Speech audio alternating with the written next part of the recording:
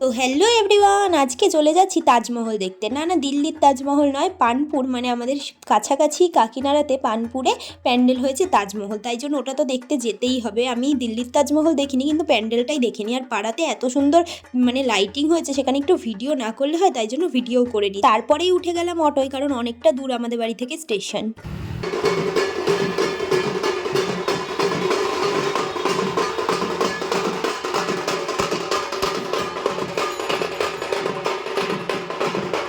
জানো তো, শ্যামনগরের স্টেশনের কাছে এত সুন্দর গোবরা কালী মায়ের প্রতি বছর পুজো হয়। আর এই মা কিন্তু শ্যামনগরের বড় মা নামেই পরিচিত। আর এই দেখো, স্টেশনে আসতে আসতেই আমার টিপটা কিন্তু খুলে পড়ে গেছে। এই হয় আমার সাথে, আমি যত সেজে গুজে বেরাই আমার মেকআপ গলে যাবে, নয়তো টিপ খুলে যাবে, এগুলোই হচ্ছে কপাল। তারপরে উঠে গিয়েছিলাম ট্রেনে, আর ট্রেনে করে চলে এসেছিলাম মানে কাকিনাড়া স্টেশন। আর স্টেশন থেকে তো আমার মাসিবাড়ি একেবারেই একটুখানি, তাই মাসিবাড়ির সামনে এসে একটা ফুচকার দোকান দেখে তো আমার বেশ লোভ লেগে গেছিলো, তাই জন্য আমরা সবাই দাঁড়িয়ে পড়েছিলাম ফুচকা খাবো বলে। আর ফুচকার দোকানে এসে না অনেকক্ষণ দাঁড়িয়ে থাকতে হচ্ছিলো, কারণ আমাদের আগে প্রচুর ভিড় ছিল। আর পুজোর টাইমটাতে আমার এই জন্য ফুচকা খেতে ভালো লাগে না, কারণ ভিড় হয়, আর আমি না এত ভিড়ে ফুচকা খেতে পছন্দ করি না। আমাকে পরপর ফুচকা খেতে দেবে, ওটাই আমার ভালো লাগে। আর ফুচকাগুলো কাকু এত টেস্টি বানিয়েছিল, কি বলবো। তোমরা যে যাই বলো যে না ফুচকা হাইজেনিক নয়, অত ভালো নয়, বাড়িতে খাওয়া ভালো, কিন্তু বাড়ির ফুচকায় না অত টেস্ট হয় না। আমি জানি ওরকম নোংরা হাতে মাখে ওটাতেই টেস্ট হয়, কিন্তু তোমরাও কিন্তু এটাই ঠিক বলবে, তাই না? এদিকে আমরা ফুচকা খাওয়া কমপ্লিট করতে না করতেই মাসির ফোন এসে গেছে যে তাড়াতাড়ি বাড়ি আয়। আর বাড়িতে এসেই মাসি ভেজে দিয়েছে ডিম অমলেট, আর ডিম অমলেটই খাচ্ছিলাম। কিন্তু আমার পাশে একটা ছোট্ট পুচকে রয়েছে, ওকে একটু না জ্বালালে হয়, আমি তো এরকমই করি সবসময়। এই যে একটু খেয়ে নে বলে জ্বালাচ্ছিলাম।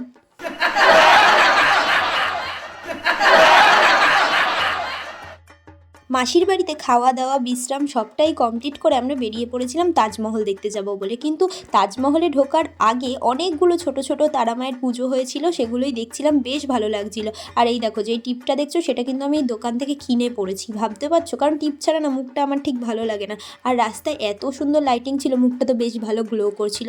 তারপরেই আমরা চলে এসেছিলাম তাজমহলের সামনে, কিন্তু এত ভিড় ছিল, লাইন দেবো না বলে আমরা লুকিয়ে লুকিয়ে একটা ব্যারিগেটের পাশ দিয়ে যাচ্ছিলাম, কিন্তু সেখানে গিয়ে আমরা ধরা পড়িনি, এটাই ভাগ্য। লুকিয়ে চুরিয়ে কিন্তু আমরা একেবারেই সামনের দিকটা গিয়েই পৌঁছেছি। এই দেখো, স্টেজের এক সাইডে হচ্ছে ফাংশন, আর একদিকে হয়েছে তাজমহল। এই যে যেই তাজমহল দেখতে এসেছি সেই তাজমহল ফাইনালি কাছ থেকে দেখতেই পেলাম।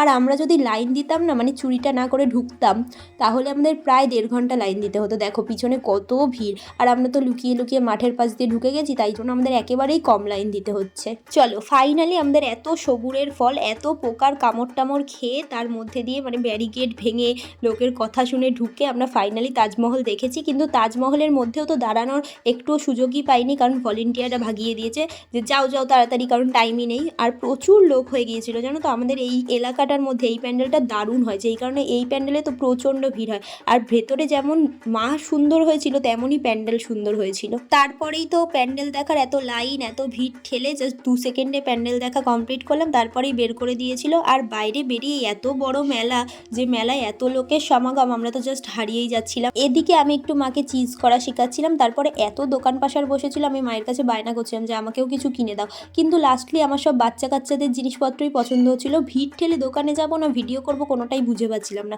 আর আমার সাথে যেই পুচকেটাকে দেখলে, সেই কিন্তু আজকে আমার ক্যামেরাম্যান। এই দেখো, যেটা আমি দেখাচ্ছি এটা কিন্তু একটা কল কাটার মানে পেন্সিল কাটার। এত সুন্দর মুরগি, আর আমাদের সময় তো এত সুন্দর সুন্দর জিনিস ছিল না, মানে পেন্সিল কাটার টাটার, এখন সব বেরিয়েছে। আর এত দারুণ দারুণ চুড়িগুলো ছিল, কি বলবো, কিন্তু দামটা না একটু বেশি বলছিল। বাইরে এইগুলো 100 টাকায় পাওয়া গেলে ওইগুলো এখানে 120 টাকা করে বলছিল, যেই কারণে আর কেনা হয়নি। আমার ভিডিওগুলো যদি তোমাদের ভালো লেগে থাকে, অবশ্যই একটা লাইক করে চ্যানেলটা সাবস্ক্রাইব করে দিও। আর যদি একটু বেশি টাইম থাকে, অবশ্যই কিন্তু একটা কমেন্ট করে দিও। এই যে আমার পেছনে পুচকেটাকে দেখছো, ও তো ভেবেই পাচ্ছে না কী নেবে। ওর কিছু কেনা হতে না হতে তার আগে আমি কতগুলো ব্যাগ কিনে নিয়েছি। আর এই দেখো, খুঁজে খেজে বের করেছে। ও কিন্তু আমাদের ছোট ইঞ্জিনিয়ার। একটা কি সুন্দর ক্যামেরা, যেটার ভিতর লাইট জ্বলছে। আর এদিকে না অনেকগুলো রাইডস বসেছিল। মেলা মানেই তো রাইডস, কিন্তু আমার সাথে চড়ার কেউ ছিল না, যেহেতু আমাদের রণবীর মানে পুচকেটার ওর 12 বছর হয়নি, তাই জন্য ওকে উঠতে দেবে না। আর মা বাবা তো মানে মা বৌদি ওরা তো উঠবে না। আর তারপরেই তাজমহলকে টাটা বাই বাই করে বাইরে এসে কোলা খেলাম, আর মাদের জন্য নিয়ে নিলাম আইসক্রিম। আর এই আইসক্রিমটা না দারুণ লাগে। তোমরা কে কে এই রাবড়ি কুলফি খেতে পছন্দ করো, অবশ্যই কিন্তু কমেন্ট করো। যেহেতু বেঁচে গিয়েছিল 9:30 মতো, তাজমহল দেখতে দেখতে আমাদের অনেক দেরি হয়ে গিয়েছিল, তাই মাসিকেও টাটা বললাম, আর আমরা টোটো ধরে স্টেশনে চলে এলাম। আর যেহেতু অনেকটাই রাত হয়ে গেছে, বুঝতে পারছো, এখন এখন শীতকাল পড়েই গেছে, 9:30 বলতে কিন্তু রাতই বোঝায়, তাই জন্য রাস্তাঘাটটাও মানে স্টেশনটাও দেখো প্রায় ফাঁকা ফাঁকাই বলতে পারো। আর যেই দিকে আমরা যাচ্ছি মানে ডাউনের দিকে শ্যামনগরে, সেই দিকে ট্রেনটাও কিন্তু ফাঁকাই ছিল, তাই তাড়াতাড়ি করে চলেই এসেছি। আর এসে দেখি এই আমাদের বাড়ির সামনেই ফাংশন হচ্ছে, সেইটা দেখবো না, হতেই পারে না।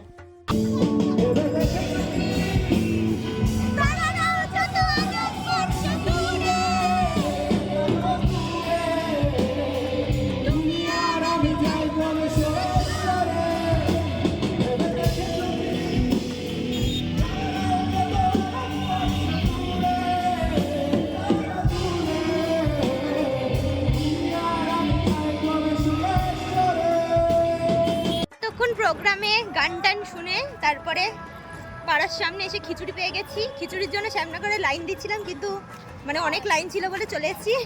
আর এই যে সবাই মিলে খিচুড়ি নিয়ে এখন বাড়ি যাচ্ছি। খিচুড়ি হচ্ছে রাতের ডিনার। চলো টাটা, বাই বাই।